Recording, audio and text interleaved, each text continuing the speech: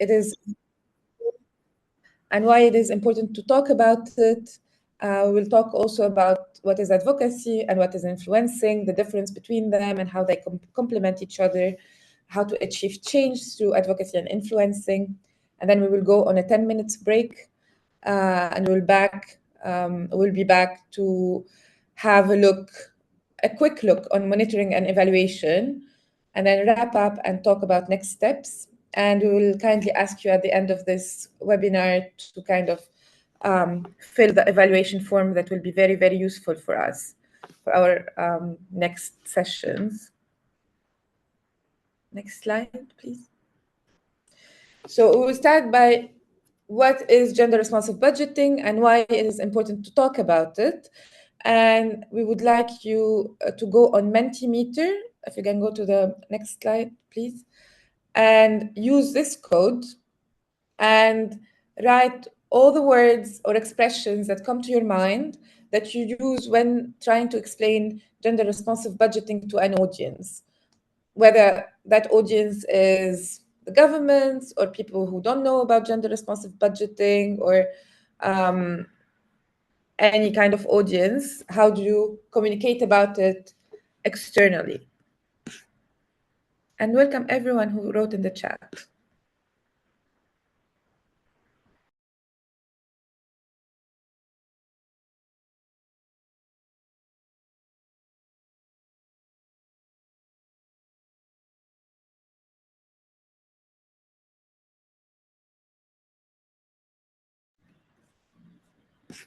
Is everyone finding it easy to use Mentimeter?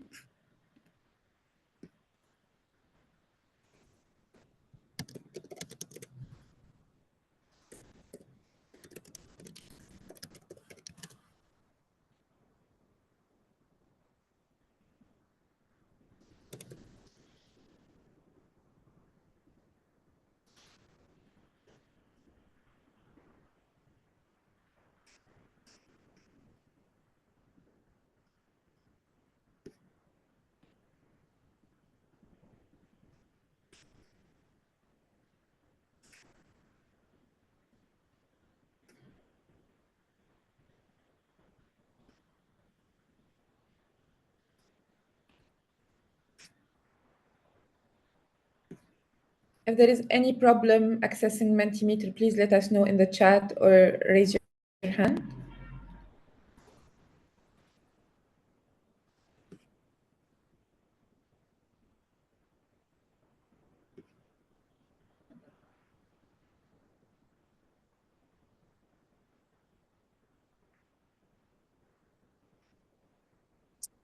Beatrice has her hand up.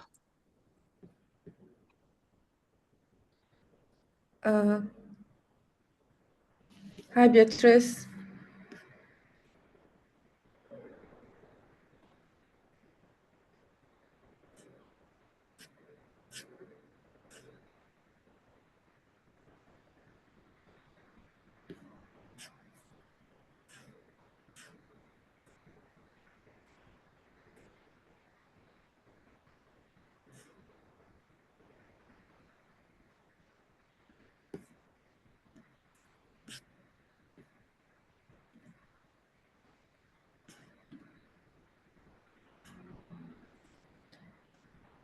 It's Mentimeter, menti.com.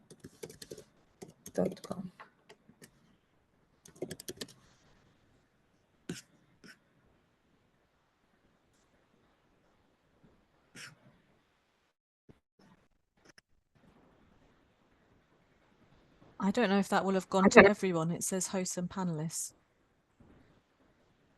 Oh, sorry. Siobhan, are you able to? Can you post it in the chat, post please? it or give us access to post to everyone? I don't know if you have to give us different status.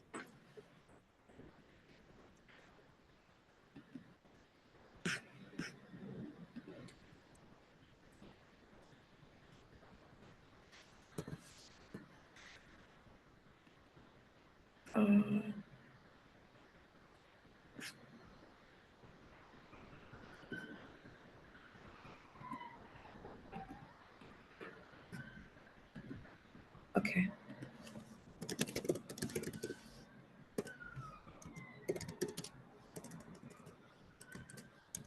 I can't post for everyone.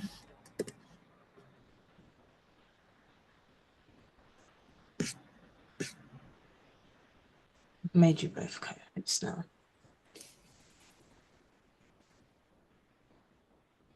Thank you.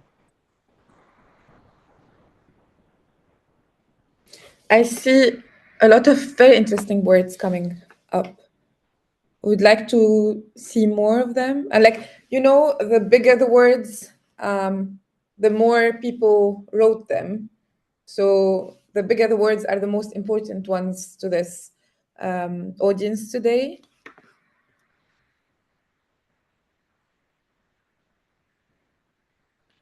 Gender equity, gender equality, measurable and verifiable, fairness and equality, leave no one behind. I like this one.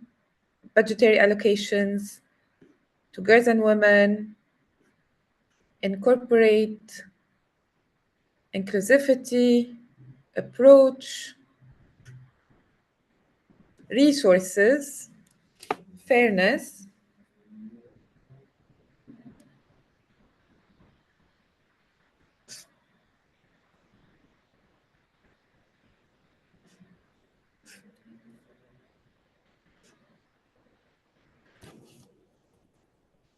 Is anyone going to add any other words? We will keep working with Mentimeter throughout the session. So you will use the same code and the same link to access the next questions. Someone on the chat said GRB to me, Beatrice, she said, GRB to me is having the budget process reflecting specific needs for gender equity and equality perspective. That's very true. If we can go to the next slide, please.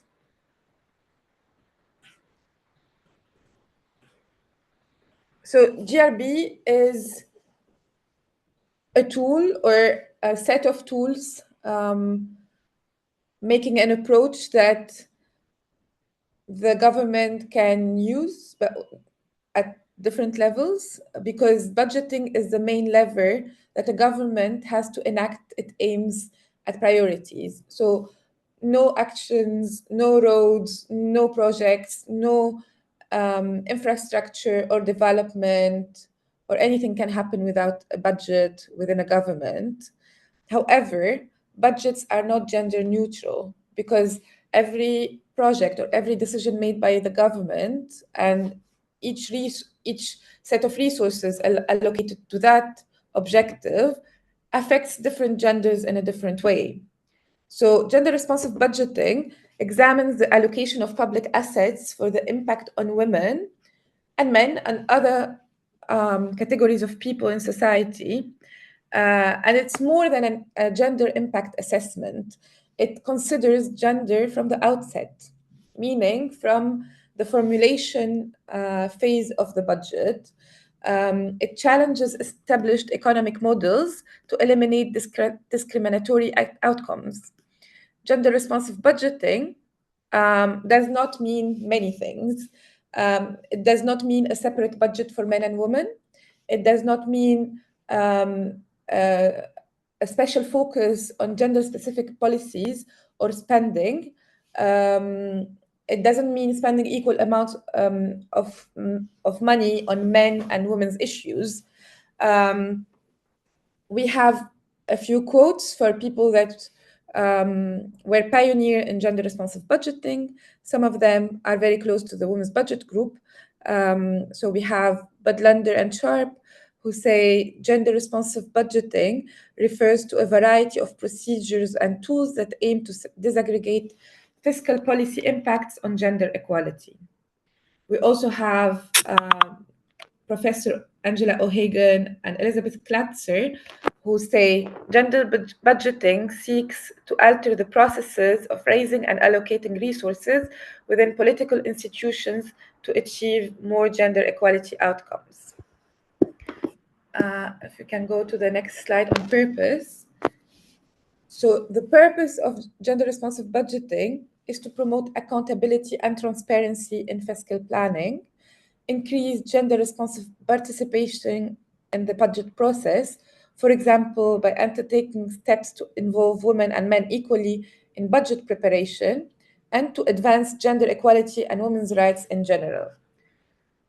However, to kind of implement and reach that point where we think of implementing gender-responsive budgeting, we need to respond to certain aspects of it. The first and most important aspect is data. So data is the main thing that should guide and inform policy and decision making. And to do so in a very effective way, we need data to be gender disaggregated, meaning that we need to know, for example, not how many kids attend school, but how many girls attend school, how many boys attend school, and so on and so forth.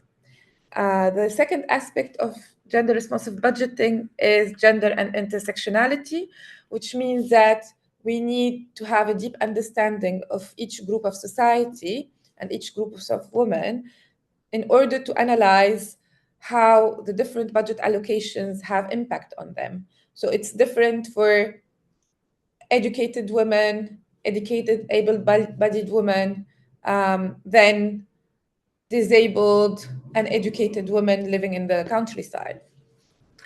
And this helps us analyze each gendered experience of each group of society. Gender responsive budgeting is not a box-ticking exercise. It's a process that happens at all levels of the budget cycle, starting by budget formulation, to budget approval, to budget execution, and then finally the budget oversight. But if I can't see my screen, but I don't know if you can see, next slide and the next one. If you can see that cycle, it explains how gender responsive budgeting is applied by different stakeholders. So we have the inner green circle. It's the budget cycle, kind of prepared by the different institutions. And it starts by having perspectives or projections, and it ends by bringing back learning into the budget cycle, going through all the steps that we've mentioned before. The second cycle is what the government can do at each step of the cycle. And the third and outer cycle is what civil society and the third sector can do throughout the budget cycle. I know it might be very hard to read, but we are very happy to share with you the presentation later, and you can get into more details. The progress to GRB has been modeled by Professor Angela O'Hagan, and it starts by understanding gender. What does it mean? Because it might mean different things in different places, and the idea is that government institutions get to internalize and adopt a gender perspective into their work. Then that will move into a political and bureaucratic commitment, which is very hard to achieve usually, when we convince the government that it needs to adopt gender responsive budgeting. And this means that they also need to allocate resources to make that change. The third step of the progress to GRB is the operational translation of gender equality policy, which means that the budget and the allocations have an impact on the policies that have been adopted after we've went through the budget cycle adopting a GRB approach.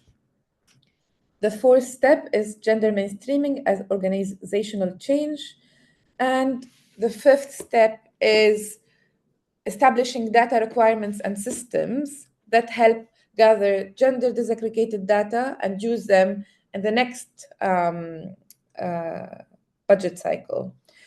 In the UK, unfortunately, we are still at the phase number 1 of understanding gender. Usually, people think that the UK is very advanced on that level, but it's not the case, unfortunately. We are trying to push for that at the Women's Budget Group, and hopefully things will change soon. Do you have any questions? Anything you want to say about this? Is everything clear? Please do not hesitate to write in the chat or to write in the Q&A box.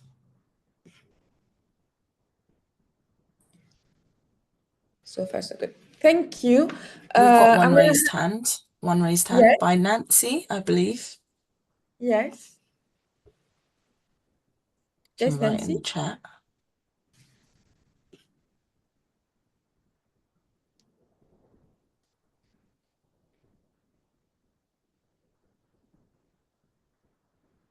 Are you able to give participants? You can unmute participants. Yeah.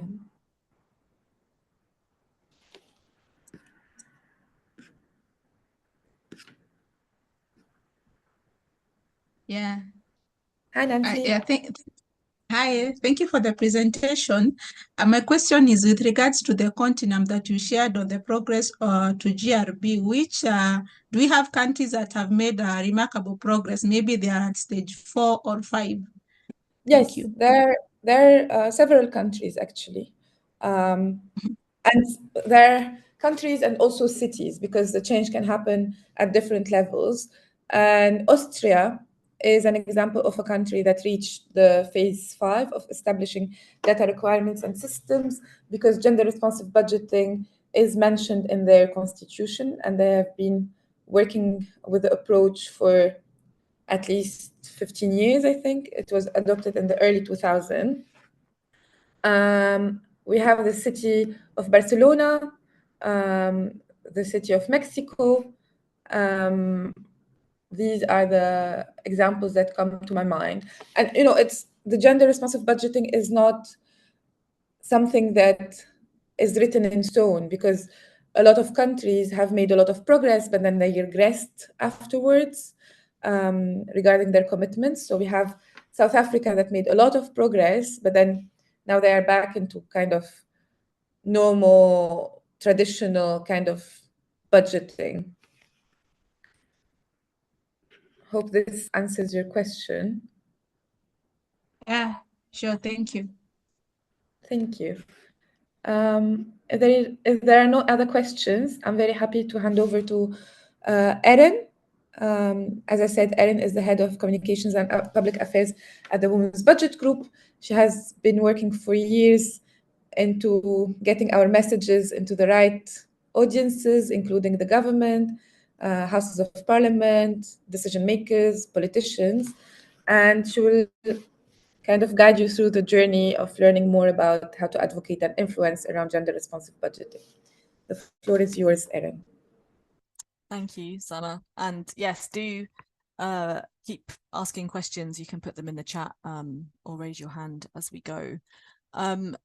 So yeah, I'm going to cover some of the kind of key principles and the beginning steps to doing advocacy and influencing work. And hopefully it will be useful and relevant, but we'll try and kind of reflect. And so if there are things that you would like to know more about, or, you know, if you have some of this in place already and are facing challenges, then that will be helpful for us to know for next week's session. So do kind of reflect on that as we go through. I think it's really important when we're doing any kind of work around advocacy and influencing, trying to make changes, to really keep in mind as we go what the reason for us doing this work is. And that sounds like a basic thing, but I know for us at Women's Budget Group, there's often more things that we could do than we possibly have the time or resources to do.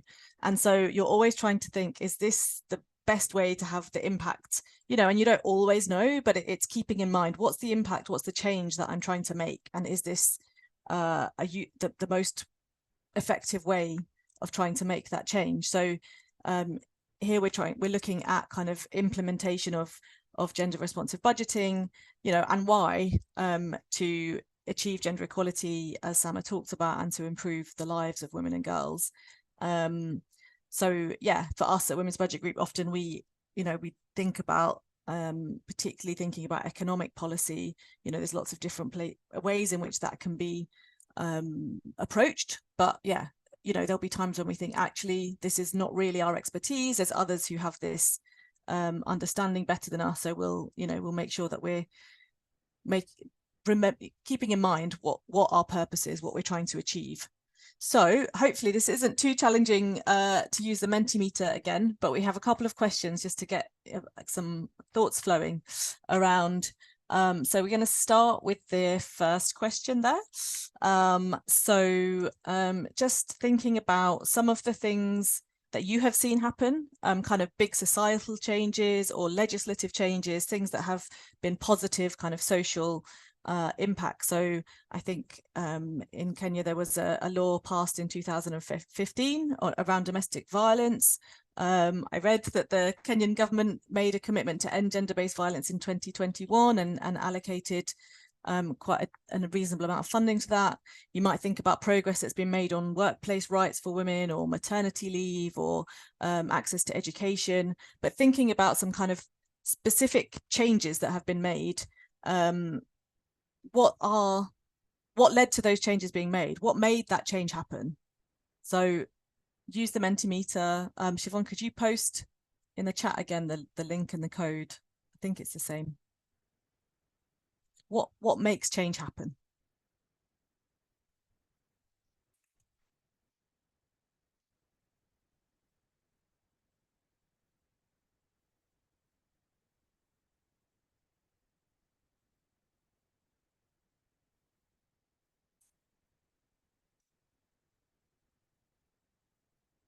Yeah, these are great. Political will, education, political will, that's coming up a lot.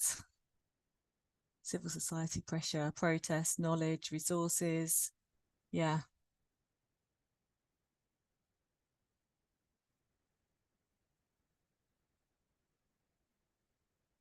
I can't see what's that. That's more than 3 responses, isn't it? I can't see.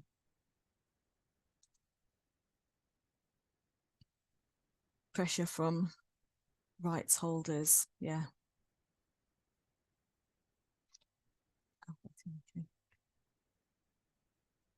Information sharing and advocacy.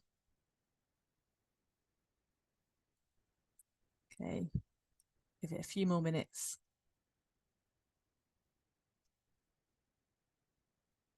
These are great. Active citizenry, constitution, mutual goals, social accountability, absolutely.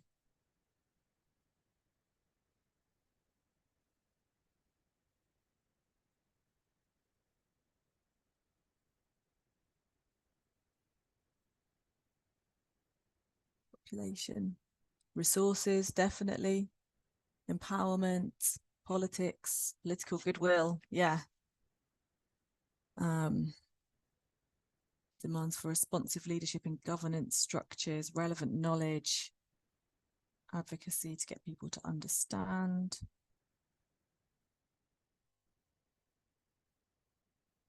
Yeah, absolutely. Political will in terms of the work that we're doing is definitely a big one. And often we won't know the kind of when a change is made. So there's a commitment to adopt gender responsive budgeting, or a change to the law that affects women and girls in a positive way. Any of these things, often it will be a combination of things that actually kind of makes contributes to that decision being made. It's usually more than one thing, right? There might be a trigger, there might be a specific decision maker who shows leadership and political will and decides this is what they're going to do. But often that will come from the kind of collective efforts of lots of organizations and individuals, often over, you know, several years. And so, yeah, civil society working together, political pressure, sometimes, you know, change comes from people boycotting companies or countries, organizing and mobilizing among civil society. You also see change come from kind of, I think you have the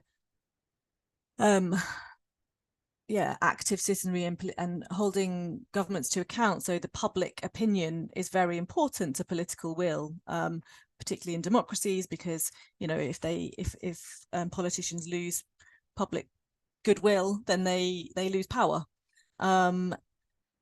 And so that includes the kind of press and communications, which I know some of you work on and we'll touch on more next week. But these things kind of working together, the communications, public protests, public campaigning. So there's some organizations that do the kind of public facing campaigning.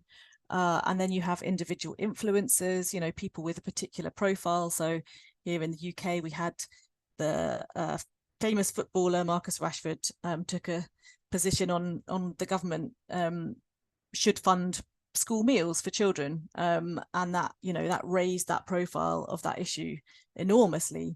You also see the impact of social media, so with movements like Me Too or the Arab Spring, you know, the kind of coming together of individual citizens and having and amplifying their voices. And then the kind of protests, strikes, union action, resources you have on there. So all of these things, you know, kind of put pressure on positive political and social changes being made. And kind of advocacy and influencing, which can also be referred to as lobbying or public affairs, and we'll look at the specific definitions in a minute, but that's one strand. So it's helpful to know when you're planning your advocacy and influencing work to have a sense of where do you sit, who else is doing work like this, who's doing the public facing campaigning work, who are the influencers, what are the other organizations and movements around not just gender responsive budgeting, but within the wider context of kind of gender equality and pushing for that, and where does gender responsive budgeting kind of fit in that wider ecosphere of organizations trying to make positive change to affect the lives of women and girls. So the next one we're going to look at is kind of, so that is influencing. Okay, great, people have started. So thinking about kind of your own experiences of changing your mind or influencing someone else, you know, in terms of making decisions that influence positively. So advocacy and influencing is also about persuading people to do the things you think they should do. So what kind of things do persuade people personally to do something or change their mind or make a decision? How do you influence someone?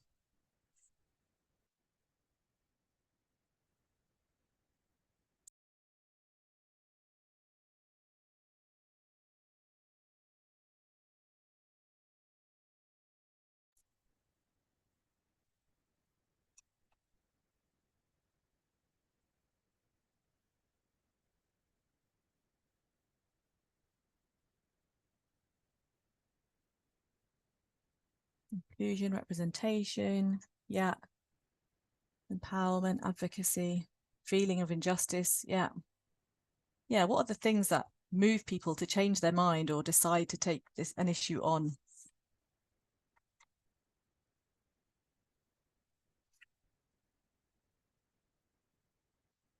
Power imbalance, telling them facts, information, evidence, messages that make a person feel the oppression. That's kind of emotional influence. The media, the will to improve, relatability, revolution,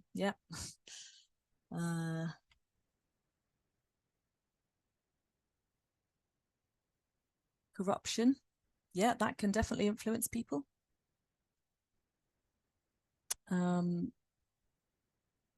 Awareness through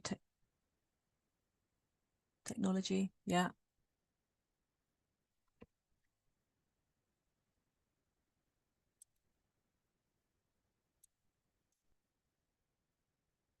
I'll give it a few more minutes. you to think about.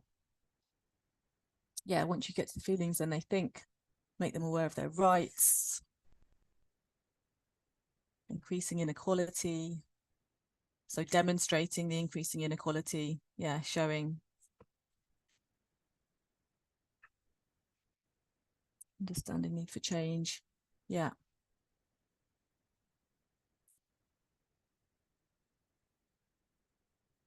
Yeah, so these are some of the same things I was thinking about. Poor governance, yeah, is particularly when you're thinking about influencing individuals, so the decision makers in government, and kind of others with influence on the government, and we'll talk about that as well. But it's conviction, absolutely. Yeah, for some people, for some decision makers, they will have a personal connection. They may just get it, you know, through their own personal experience, their lived experience, connections with you know, their own loved ones,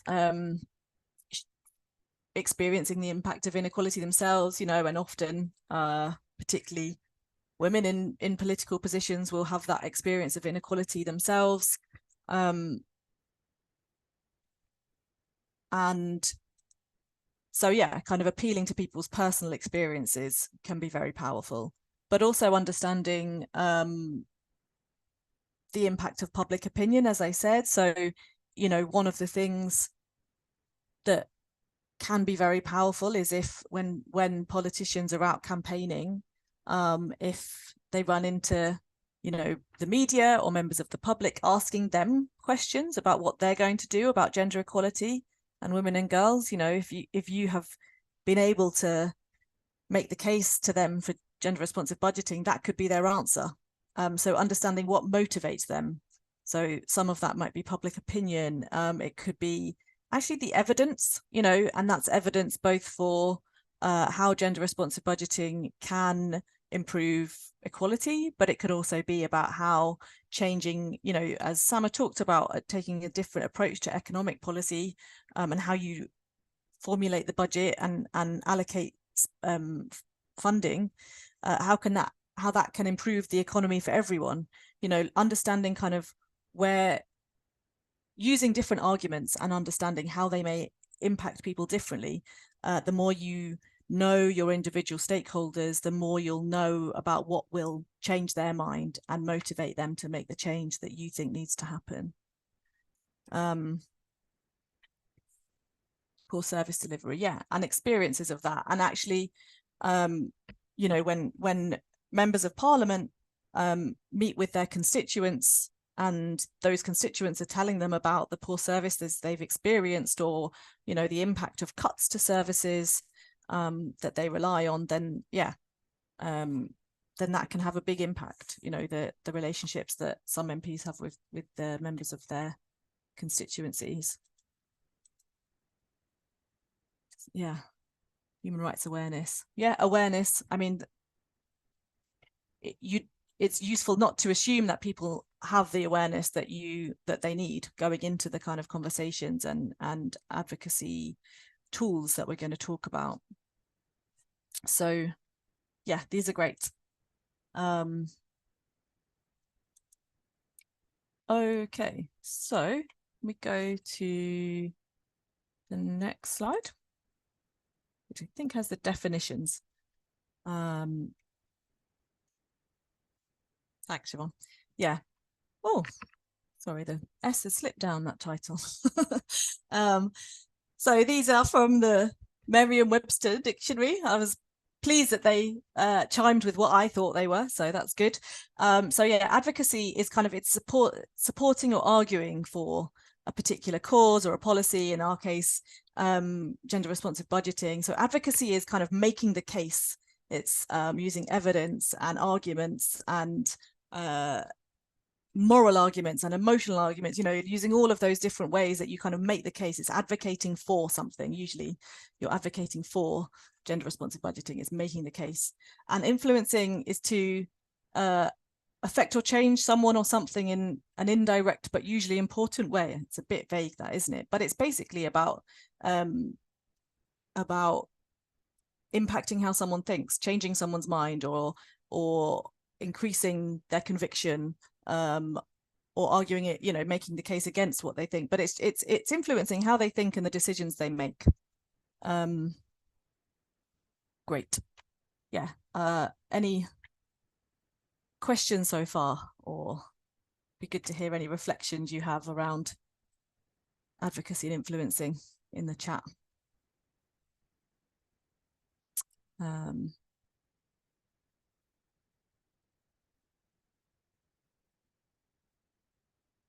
Okay, we'll keep going, but do write in the chat if you have reflections. It would be good to hear. So one of the kind of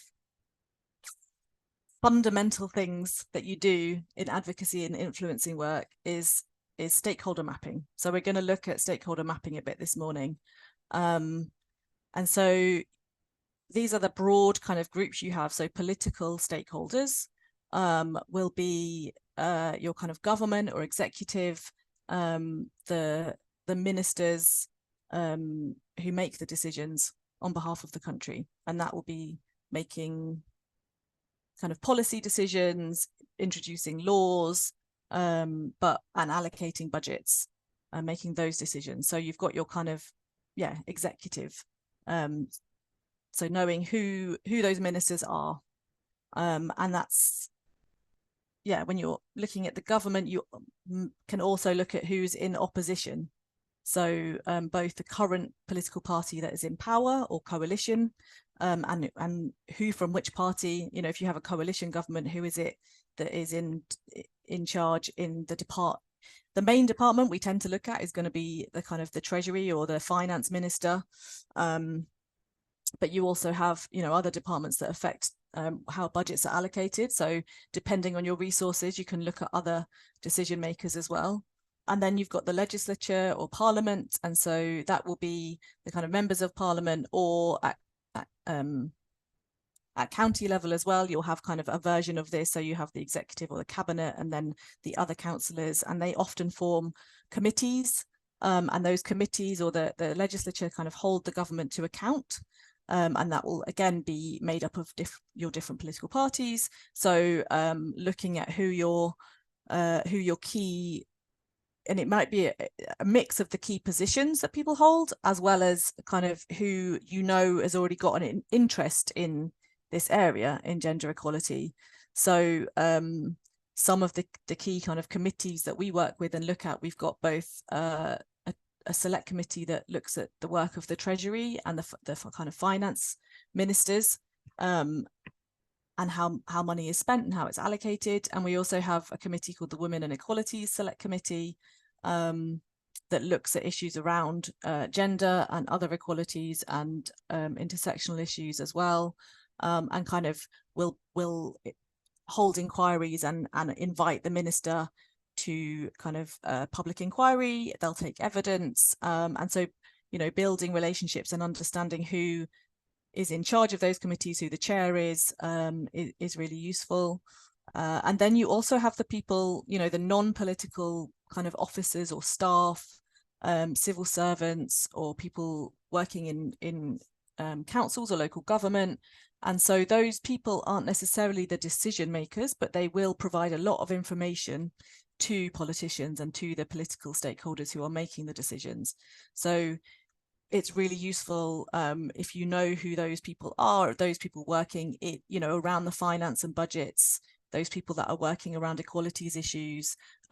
If you are able to get into the kind of services and different services, it might be the people who have responsibility for kind of overseeing services for women and girls, or education services. So it's generally kind of doing your stakeholder mapping is really useful before you kind of really are doing the steps of advocacy. So then you also, as I talked about, when you're looking at how your work sits within the kind of wider sort of civil society, it's useful as well to have a sense of that. So who are other women's organizations that are advocating for specific policies around maybe education or domestic abuse or other kind of issues that particularly affect women, childcare, housing. You know, we look at things across lots of different policy areas and look at sort of where those policies affect men and women differently, and what the impacts are. But that means being really clear about which other organizations are doing similar work, and making sure we know where we kind of sit in that civil society map. And then, there's also other equalities organizations that look at, particular other equalities issues. And then you may have organizations that are also advocating for doing economics or budgets differently. And so it can be useful to have an understanding of who those organizations are as well. And then I've just put at the bottom there business representatives and others, because there will be others and you'll know who they are. It's when you do that stakeholder mapping, who goes to the same meetings, who's talking about the issues you're talking about. And sometimes it's useful as well to have a sense of who both may advocate for the same things as you, but also who may be a barrier to those things. And so sometimes business organizations, for example, if I haven't put unions on here, but unions are another group. If you're advocating for changes in workers' rights, you might have unions on side, but they might have a slightly different view. Or you might have business organizations that say it's going to be too expensive for them to implement that change, things like that. So having a sense of kind of who the different stakeholders are, where they broadly sit in kind of whether this change can get made, whether gender responsive budgeting will be adopted, but also supported, because that is important as well in terms of, you could have the decision made, but will it be kept and will it be implemented? Or is it just a kind of, to win a political battle of the day and then forgotten about? So if we go to the next slide. So just in terms of kind of starting this process, and you could pick government, civil society, other civil society, women's organizations, some of those groups that we just talked about. You can either do them all in one go, or you can pick one of those groups and kind of use this quadrant. So this is really just it's a useful kind of starting exercise to look at. So the top half of the box is influence. So who has the power to make this change? So if they have a lot of influence, they would go in the top half. And if they have interest in this issue already, they would go in the right half. So that, the top right corner, if you had a finance minister who was absolutely personally committed to gender responsive budgeting, they'd go far up in that corner because they have both the power to make that change and the interest in doing so. If you have a finance minister who has absolutely no interest in this or even thinks it's a bad idea, then they would go right at the end, but at the top. Over there. Well, that's it. So we're going to ask you to, we have shared, and we can share, I think, in the chat again now, basically an Excel file, which has one tab, which has this square, this quadrant on it. And we're just going to ask you to take, I can't remember how much time we have for this, Summer, so I might look at you for timing. Just like 10 minutes. 10 minutes, yeah. Think, and probably we cannot share the Excel sheet in the chat, but if you can reproduce this on a paper and then give some thoughts to like different stakeholders and put them on that kind of diagram, and come back and explain to us why you put some people in some positions. I'm really sorry for this. I don't think we can share the spreadsheet in the chat. Okay. Actually, I've just realized that I was going to do one more thing and then ask you to do the exercise. So I'm going to go to the next slide. Sorry about this. And maybe, Siobhan, I don't know if you're able to. Do you have the Excel file?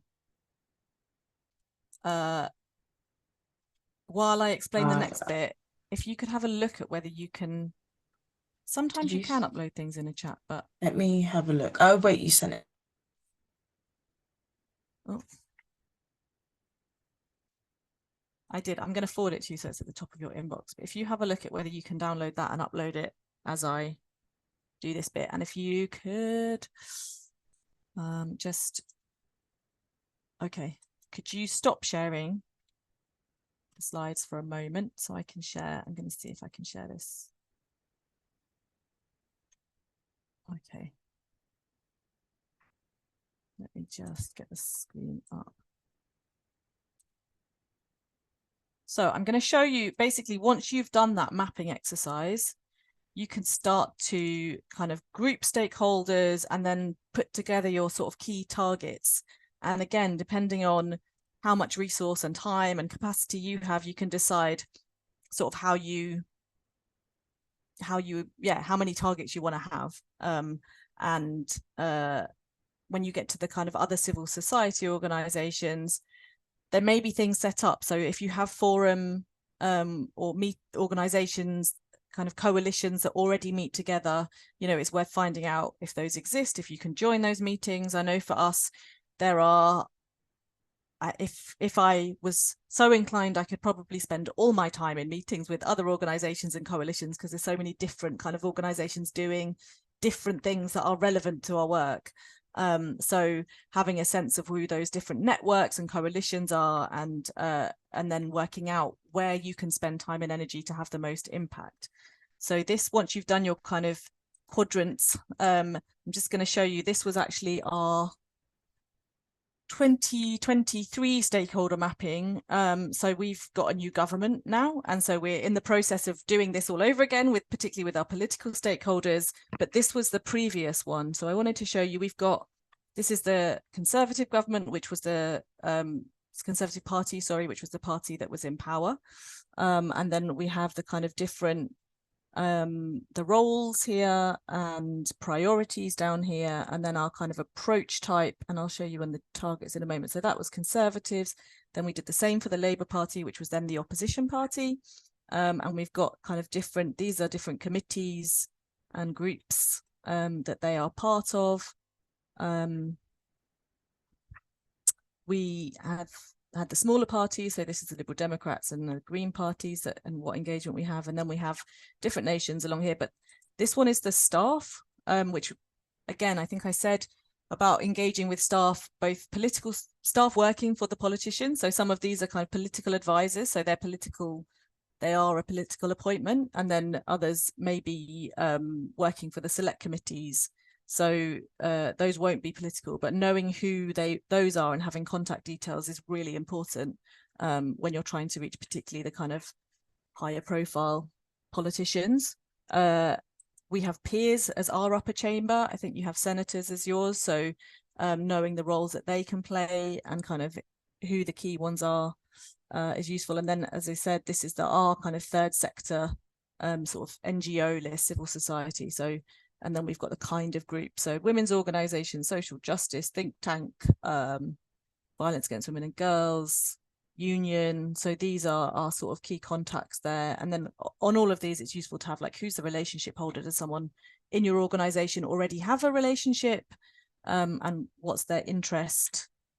And then business, these are some of the businesses that we have engaged with. And then along here, we have, for example, we have done quite a lot of work on childcare, and so these are specifically childcare related organizations.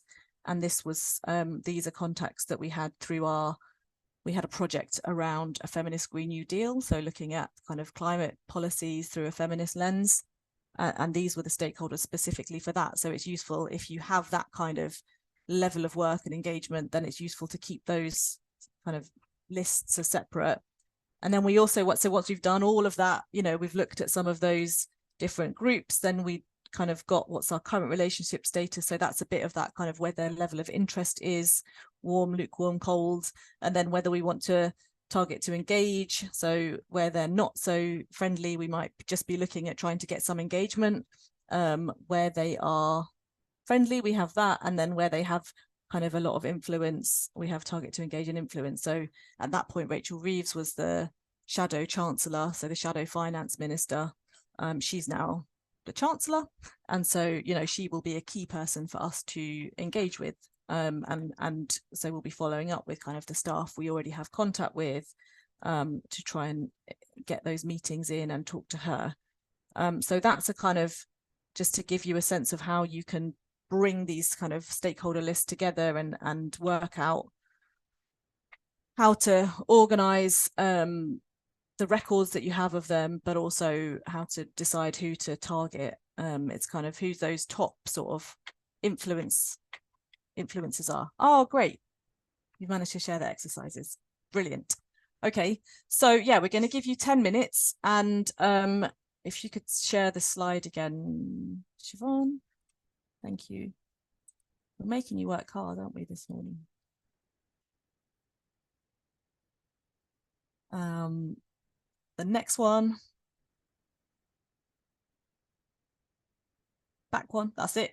Yeah, just to show again. So this is the exercise. So we're going to give you 10 minutes, and we've put this in the spreadsheet so you can kind of start to plot the stakeholders. So specifically for the work you're doing and your government and kind of geographical area, whether that's county or national, and the other organizations, civil society organizations and so on. If you start to put them on a map on the exercise, then that's just, you know, to give you a start at doing that, and then yeah, you can take that away and start to build it into the kind of more detailed stakeholder list in a way that I just showed. I have an idea, Erin. Since we are a bit late on the schedule, we can go on a break of 15 minutes instead of 10, so people have the time to do the exercise, but also stretch your leg, have a cup of tea, coffee, and then we come back at 20 past. I guess it's 20 past 12 for you, 20 past 10 for us in the UK. See you in a bit. Thanks, Emma. Sama, can I ask you a question while we're on the break? Yes, sure. So we'll come Beatrice back at has 20. a hand up. Beatrice, let me allow you. Great.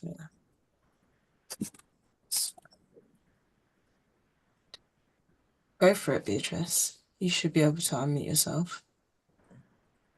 Yes, how are you? Good, how are you?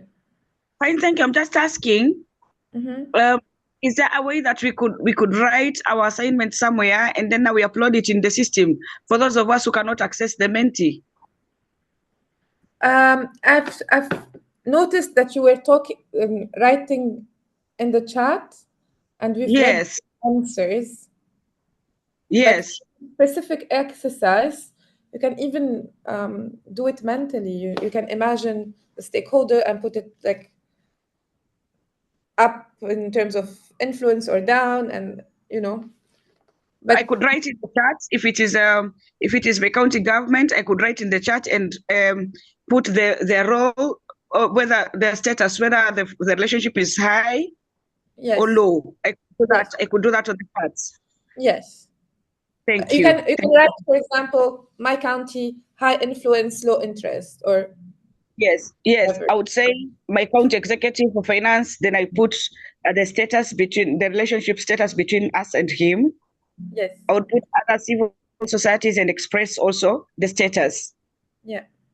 Yeah, you could also, you could draw them. If you have a pen and paper, you could just draw that, you know, cross and a square and write them in. It's for you to be able to use that then to decide how best to engage with them. I wish the Menti was sent on my mail. I would be able to get it from there, but tapping from the Zoom link that we're using now is not possible. That's why I'm asking. That's why I'm referring to my texts. That's why I'm preferring to text, to chat. Yes, no problem. No problem. Okay. Thank you. I will chat. Thank you. Thank you so much. I appreciate. Yeah. So Sama, when we come back, I thought there was 40 minutes for that first one, so I'm sorry if I overran. So when we come back at 20 past, how long should I take for the next bit? Until 10:02. Oh, that's plenty of time. Half an hour, yeah. Yeah, that's fine. Okay, great. Thank you. Yeah, you're welcome.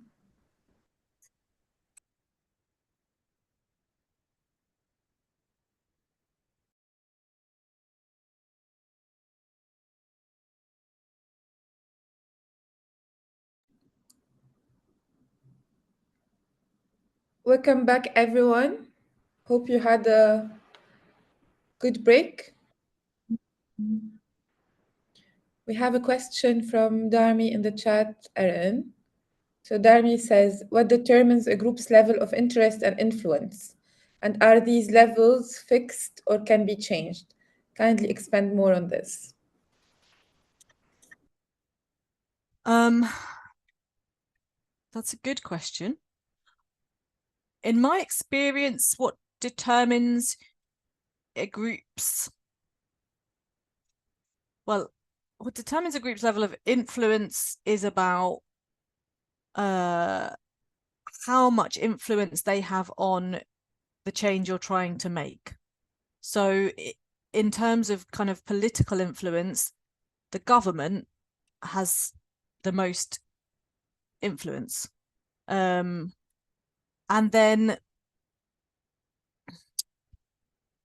there may be groups that have particular influence on that government. So often some of the big business lobbies might have an influence, but whether they have any interest and whether you have an argument to make with them, they may not be the best stakeholders to engage with.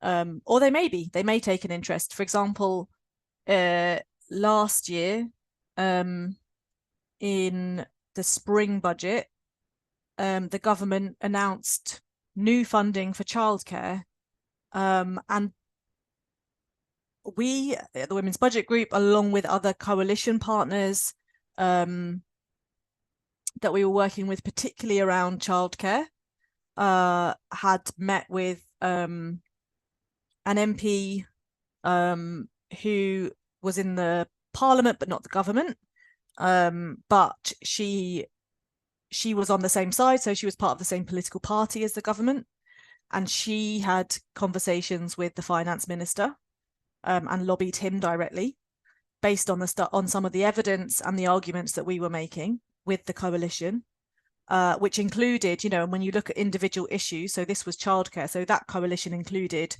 people who provided childcare, and parent groups, and childcare had become, what we call a particularly salient issue, because of kind of the impact of lockdown and the pandemic, and then the costs of childcare spiraling meant that there was more and more media coverage of the unaffordability of childcare. And so it had become, as I was saying, there's all of these different factors which often you kind of need to be ready for. And so, using press and communications, which we'll talk about a bit next week as well.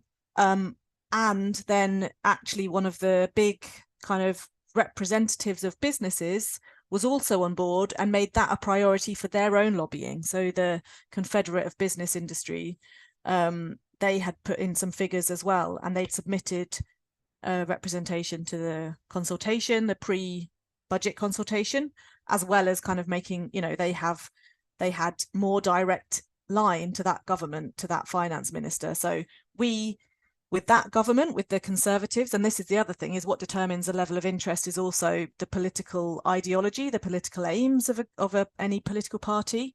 So with the Conservative governments, and particularly in this country, the way the Conservative government had gone, there was a time when there were more, what we would say, moderates, people who were interested in equality and believed in equality, which there were members of that government that became less interested in equality. So it became harder for us to engage directly. And so when you have people who are not interested in it, you use other ways to get to them, and that's what we're going to go on to talk about. But I think it depends on their own political aims.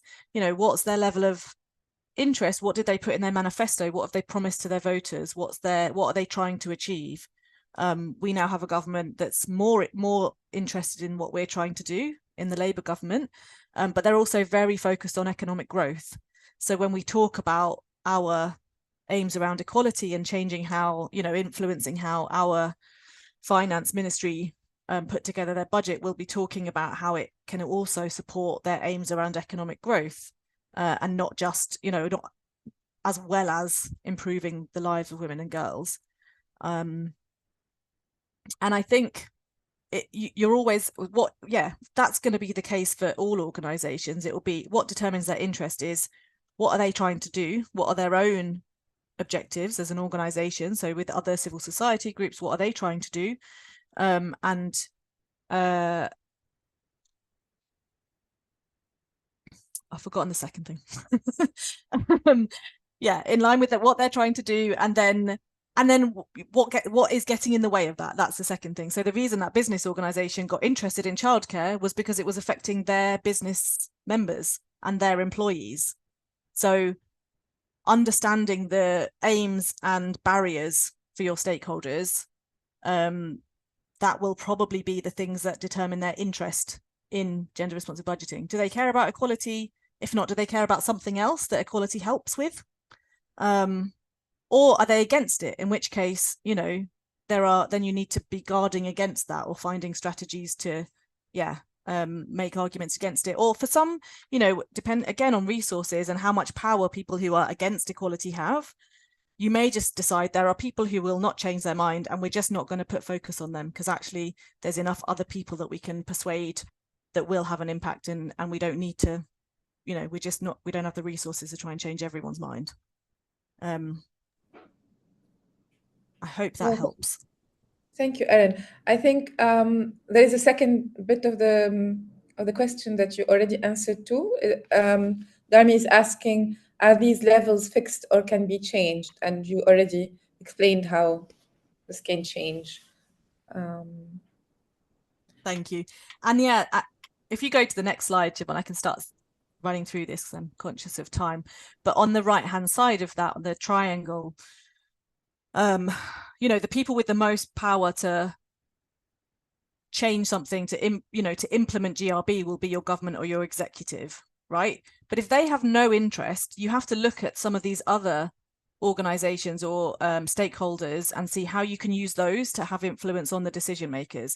And the reason I've put influence up the side and one with an arrow and implementation down the other is, even if your decision makers decide to adopt gender responsive budgeting, they can only implement that with the support of these other stakeholders. So if you have a finance minister that's interested, but actually, well, even the staff, the officers can sometimes be a barrier. So I know, you know, we had quite a long time ago, we had a Treasury Minister who wanted to do training on gender responsive budgeting for the Treasury, for the officials putting together the budget. But actually, we didn't have buy-in from the civil servants, the senior civil servants. And if you don't have that, then the people implementing, you know, these budgetary processes are the staff. So you have to make the case to them as well. And then also, you know, the Parliament or the legislature who hold the government to account. You know, I talked about the example of the MP from the same party, but not in government. So having that relationship with her really had an impact. So building where you have, I'd say at the Parliament legislature, and you have some key, you probably will know who the key roles are. So some of those select committees can be important. If there are other positions in your Parliament that are not government but have particular roles, often the committees are the main ones, but it's useful to know. But the other thing that becomes most important when you have a big group, which your other kind of councillors or officers will be, MPs, is to look at who's interested more than who, you know, they have less influence in the government. So you want to look at interest at that level. And then some of the key ways that you can engage with them is through meetings and talking to them about how they hold the government to account, how they can lobby the government. And then, you know, as I said, working together with civil society. And then you have obviously the public and the voters, and that will generally be more through your communication strategy. So on the left, it's not exactly aligned, but roughly to these. So, you know, if you have direct relationships with your executive, that's great. That's your tip top for advocacy. You can talk to them, you can find out what they need. You can, you know, if you have a good relationship, a working relationship with them, you can also find out what their barriers are and what would be useful. You know, is it that actually if you publish something that says, you know, the government isn't doing something they said they do, that helps that minister, you know, go to the rest of their government and say, we need to do this thing. So if you have kind of direct, you know, the number, the email, their staff, so that they can come to you as well and ask for, you know, specific evidence or more on why this matters, what's the impact of GRB, and you know, all of the things that you're trying to get them to do. But for a lot of the time, you won't, you know, that's not always the case. And particularly if you have a political party in the executive who doesn't have that as an aim. So then you can look at things like, I mean, you probably want to do this anyway, but particularly kind of pre and post budget scrutiny. So that was something Sama talked about. In the UK, at the UK level government, we don't have a huge amount of actual kind of set processes for pre and post budget scrutiny. There's more in some of the devolved nations. So in Scotland and Wales, we have colleagues that do that there, and they publish a draft budget, and there's a chance to kind of look at that and see where that will impact men and women differently and make the case. So if you have more transparency, you can engage at that point. One of the things that we have done as the UK Women's Budget Group and kind of started doing, because there was a lack of transparency, was we will do our own budget scrutiny. So we'll look at the budget. Once all the papers are published, I mean, we do a live watch along, we'll post things on social media, we'll kind of, people will now look to us to see what our response is going to be, and then we'll send our response then to our stakeholders so that we can show how the budget decisions will impact men and women differently and offer alternatives that they could have done. So that engagement with the budget process, both what we'll also do is, once we've written that response, we'll make sure that we send that to all our political stakeholders. So if we have, you know, some of those will be in government, we'll also send them to MPs.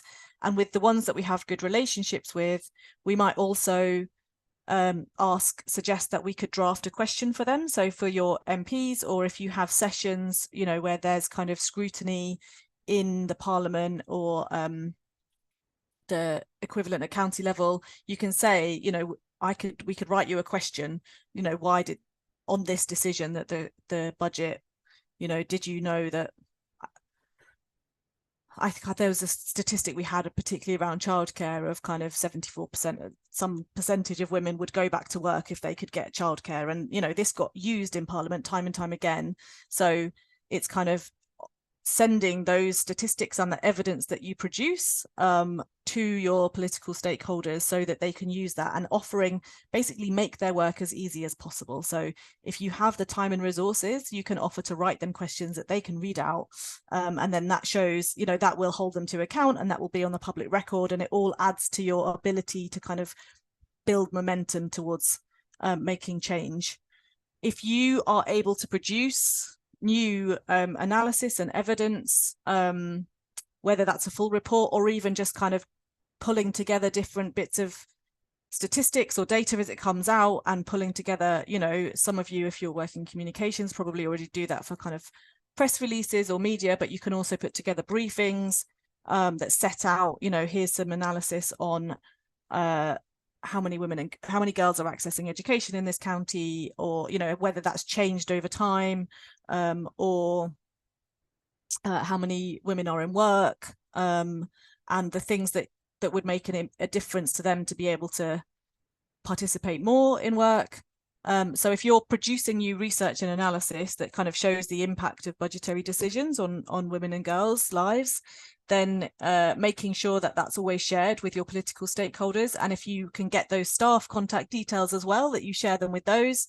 And once you prove yourself useful in that way as well, then what we find is people will come back to you and ask specific questions when they're trying to make a point, or they're trying to get something. They'll come to us and ask for evidence, because we're known for producing evidence. Events, you know, holding events and inviting stakeholders to speak at those events, giving them a platform can be a useful way. You know, you ask someone to speak at or chair an event, a political stakeholder, and you also use that opportunity to influence them through the things that you say in the event, through the panel discussion you might have and the Q&A. And then with other organizations, with civil society organizations, one of the things I think I talked about was, actually, if you do have a government that's interested in making change, having agreement with other organizations that are lobbying on the same kinds of issues is really important, because once they start to take steps, if you don't agree on what those steps should be, then it's harder for them. So sometimes having kind of open letters where you're all, you show that there's a wide support among civil society for this change to be made.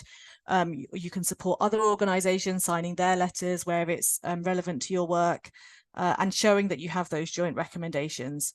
And then, showing that there is public support, getting stories in the media, using social media, having contact directly with people like, the individual influencers, looking at kind of jumping on existing trends in social media and things so that you can use those to highlight your issue and to make the public care, because ultimately it is the public that holds any government to account.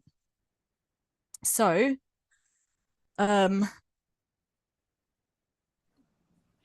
well, thank you so much, Erin. I think it's as useful for me then, and I hope also it's useful to our participants. And I was wondering if we can take a few moments, if anyone wants to talk about the exercise and then tell us a bit about their own experience of advocacy in their own context, because it would be very, very helpful both for us and to the other participants. And then you can comment on that if you want, Erin. Does anyone want to speak about the exercise? We have Beatrice. You can unmute yourself, Beatrice. Thank you. Yes, I would like to share from my county, Taita Taveta. I've been engaging on budget tracking, and what I find relevant is the pre and post budget scrutiny. But what has been working best for us is the written memorandums, where we can write memorandums to even the control of budgets for where we feel that things need to really be changed, where we feel that maybe our voices were not heard clearly during the times that we were participating, because there is not meaningful engagement to the community during planning. And so when we come to follow up and to say that we are doing post-budget scrutiny, we'll just be tracking and doing audit of the implementation parts.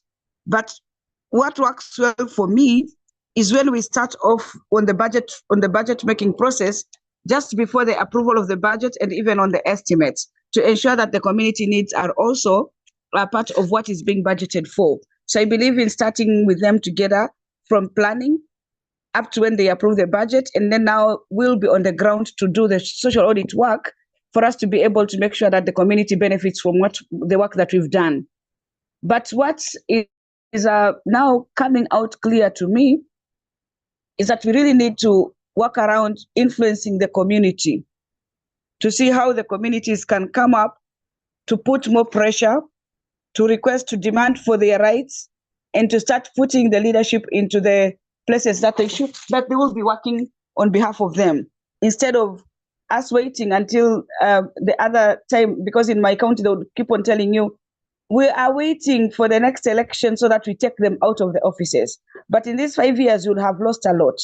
So I believe that this is a session that is going to build up on my advocacy strategies and maybe help me and assist me more better, effectively, how to impact on my communities, on how they need to work and how they should stand up and how they should defend their rights, in particular on them standing on the economic and social rights on my county. Thank you. Thank you so much, Beatrice. Do you want to comment, Erin? That sounds very good and strategic in terms of influencing the community. I think, knowing how it depends on what the interest level is of the community members and the organizations that you're talking to is. So, holding events or either training events or kind of issues-based events where you talk about, the impact on women and girls or other equalities or the community themselves, and you have speakers who can share their expertise and then have those community members come to the events and engage. I think is probably a useful step to take. And then it might be that there is other kind of public facing campaign work that you can do, but that's a slightly different kind of type of influencing. Yeah. Does anyone else want to talk about the exercise and the local context and probably previous or current experiences of advocacy? And also, Collins, we will be sharing the presentation and the exercise as well via email. We have a hand raised. Let me give you permission. I'm not sure if you can talk. Darmi. Yeah. Oh, there we go. Should be able to talk now, Darmi. Yes, thank you. And just to add under the tools for engagement when it comes to news stories and social media as well, I think one tool that the Collaborative Center for Gender and Development has used in terms of our advocacy, again, is on policy demonstration. I'll give this as an example. We have survivors of gender-based violence, and these people are considered very risky in terms of investment by banks and other financial institutions. And CCGD, alongside other partners, have actually gone ahead to, provide some sort of fund and framework in supporting this particular sort of group, and now demonstrating the same to the government that it can be done. And we've seen a lot of interest in that area, given that we've showed, yes, they are a risky group, and most of the times they don't have resources to back up these funds they're requesting for. But if you can provide this sort of framework that's accompanied by a lot of support in terms of training and, some grants to start them off, then give them loans afterwards. We've shown that that framework works, and we continue to prove it. And now selling that idea to the policy actors helps them see that it can be done. So policy demonstration is also a great tool to do the same. And just to add another example is in childcare. So that given the amount of unpaid care work women spend time on and how this limits their economic productivity, CCGD has set up a childcare center in Busia County, and now working with the county government to show them how these has supported women. And again, coming back to what Erin said, sharing stories of these women and how these centers have enabled them to, undertake their work in the market as they do their job. So just to add on an example is that policy demonstration works a lot, so that it also doesn't come off as if you're asking for too much, and even if you're given the chance, you cannot do it, but demonstrating it and showing them it actually can be done, and you can, use the framework that we have tested and tried. Thank you, Erin. Well, thank you so much, Darmi. Yeah, thank you, Darmi. Do you want to continue, Erin? Yeah, great. Yeah,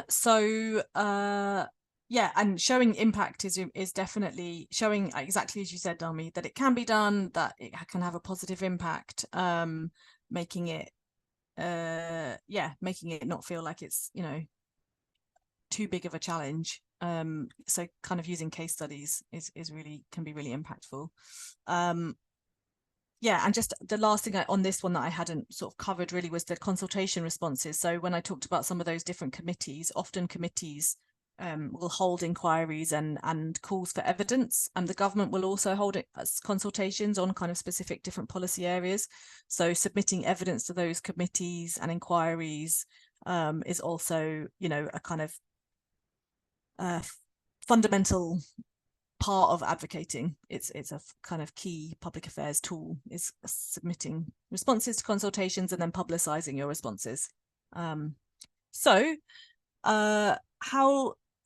so much here, there's so many different things that you can do and different stakeholders and things, so it can be hard, as I said, which is why I started with kind of keeping in mind, always reflecting on, is this working, is this contributing to the thing I'm trying to achieve, and actually measuring impact, beyond, yes, they've implemented GRB and it's going well, is measuring the impact of kind of all of your work to build momentum and to increase support and to show the evidence and all of those things, it's can be hard to keep a track of.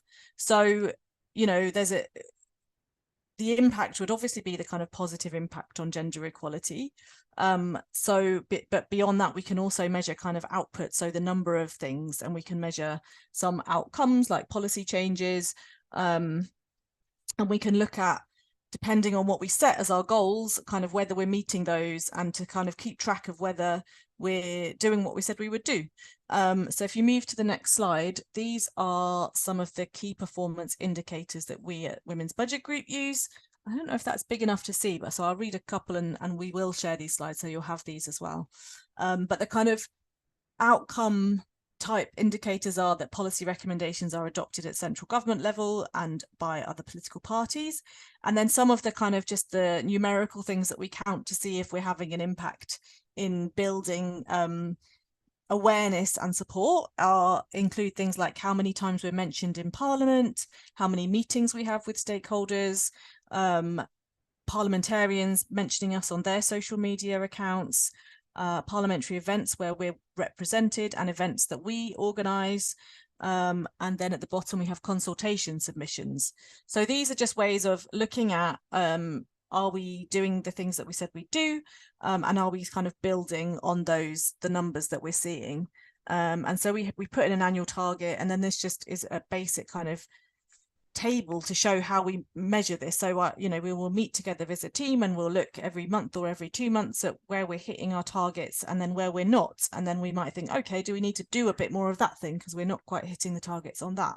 And you know, taking into account that we know that there's a long summer break, so we might not have so much activity over July and August and things like that. You know, it's kind of being realistic, but it's always kind of monitoring those and looking at, are we putting our resources in the most effective way, in the most effective places, and doing the activities that will have the most impact at meeting our kind of overarching goals. And so we won't do this now just for time, but I did include in the spreadsheet that we shared with you earlier, if you go to the next slide, just this very basic, so that you could start to do the same when you're looking at kind of your plans for advocacy.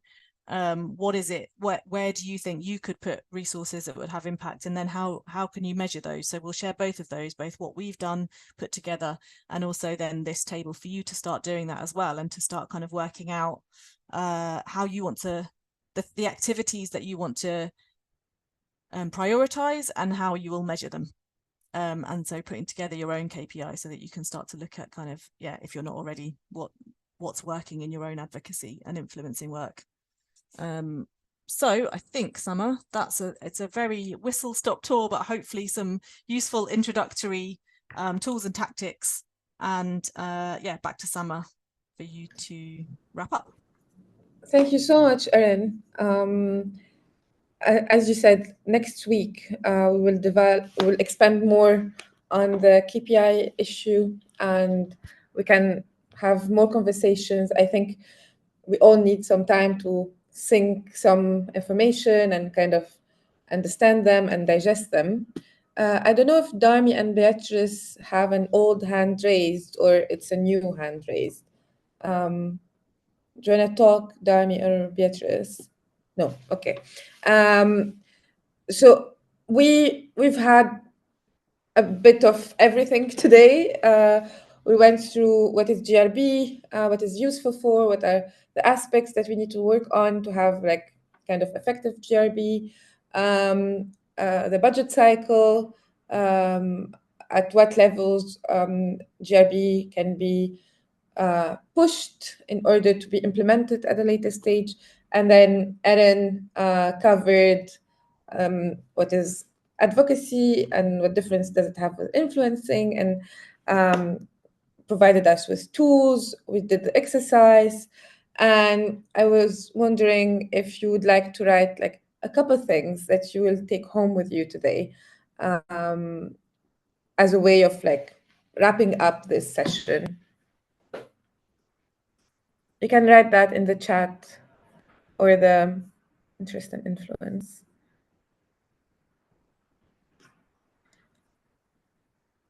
setting up the advocacy agenda and advocacy agenda, interest and influence, tools of engagement, definition of terms and how to set targets.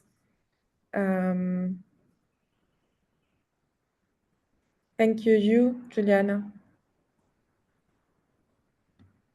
Anything else? Need for mapping stakeholders.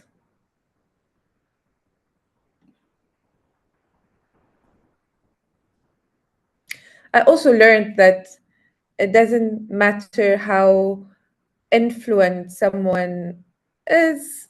Sometimes we need to focus more on interest and then build the influence up through networking and lobbying. Setting advocacy agenda and strategy, the stakeholder mapping, what influences and persuades people to seek change, intersectionality of engagement tools for comprehensive advocacy and the importance of public support in advocacy, introduction to GRB.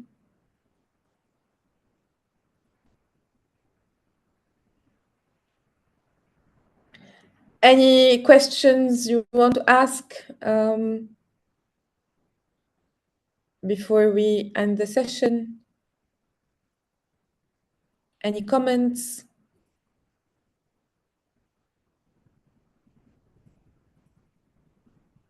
We really need to have more of these meetings. Actually, we will circulate a feedback form, and if you want any type of meetings or training sessions or support, please feel free to ask for it. And Shaban kindly shared the link to the feedback form. Can you please it will take like 3 minutes to fill. Let me know if everyone can access it. Sometimes some issues with that. Progress and mentoring of GRB across sectors. It's interesting that the UK is still learning about gender. Yes. Yes.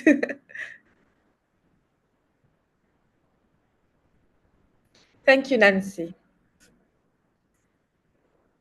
Again, if you can fill in the Google form before we part ways today. Thank you, Juliana. So as I said, next week on the 24th, not on Tuesday, on Wednesday, 24th of July, we will have another session on communications, communication tools, channels, and some examples on how to draft some tools such as press release or briefings, or we'll see until then. But we would love to see you again next week, and let us know what other areas you want us to support you do or support you understand, and we'll be very, very happy to do so.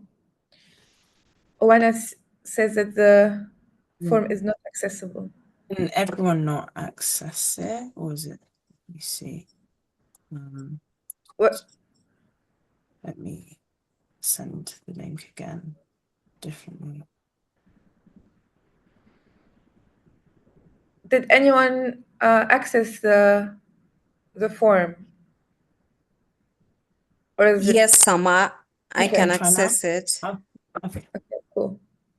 If people are having trouble with internet connection, is it worth downloading it as a Word document and putting in the chat, and then they could maybe email it to Dami?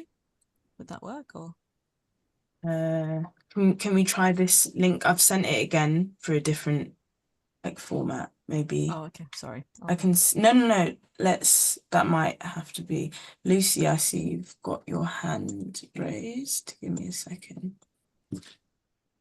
Still unresponsive, not accessible. Okay, I might. Lucy, go for it. You can unmute yourself. You had your hand raised. It was an accident. Lucy? Probably.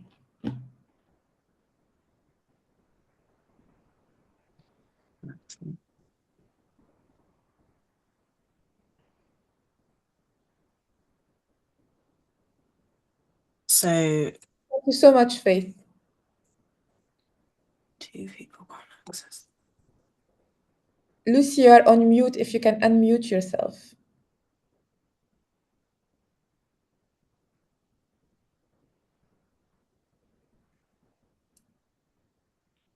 Oh, thank you. So the feedback form is accessible to some people and not to others. Thank you, Diana. Sometimes it's just down to the window. Maybe try open it on Google Chrome. Yes, maybe you can copy or and Internet. paste the link. I can email it to you. Yeah. Let me get this.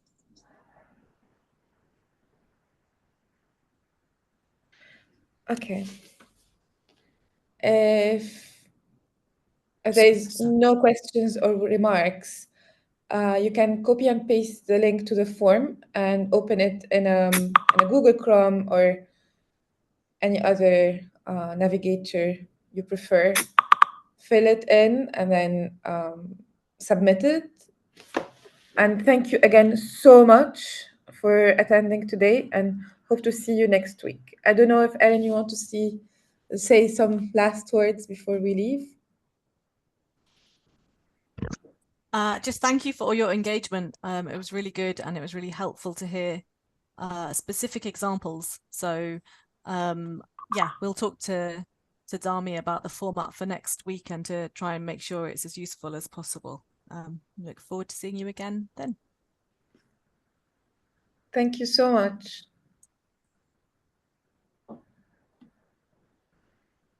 Thank you, Sama. Have yourself a good day. And Yes. thank you to all the attendees for making this a lively webinar. Have a good day. Thank you so much. We'll get in touch soon. Sure.